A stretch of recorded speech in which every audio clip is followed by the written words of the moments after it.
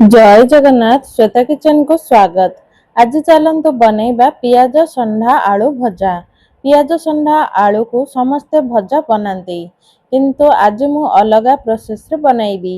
चलतु बनैबा। पेन रे 2 चामच तेल गरम करिबा। जीरा सोरिष देबा। जीरा सोरिष फुटी गला परे कटा पियाज देई भाजी नेबा। पियाज भाजी ହେଲା ପରେ आलू पियाज संढा को काटिकी धोई देइछि देई देबा। तापरे कंचा लंका गोटे टमाटो लूण हलदी देई मिसाई नेबा। कभर करिकी 5 मिनिट सिजिबाकू देबा। गैस रा फ्लेम को मीडियम रे रखिकी कुक करिबा। तापरे कभर बाहर करिबा।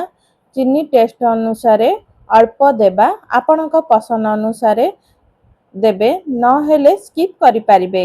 सोरिष जीरा अदा रसुण को पेस्ट बनैथिली आगरू सेथिरु गोटे चामच देबा। चिकेन मसला अल्प देई भल भाबरे मिसाई नेबा। पुणी कभर करी कुक करिबा 5 मिनिट मीडियम फ्लेम रे। तापरे कभर बाहर करी चेक करिबा आलू सिझिछि कि नाही। आलू सिझि गलानी। एबे कभर न करी गोटे मिनिट कुक करिबा सुखिला हला पर्यंत।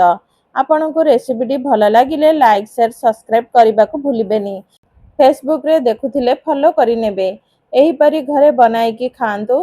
पियाज संढा आलू भजा किपरि लागिला कमेंट रे जणाइबे। रहुछि धन्यवाद।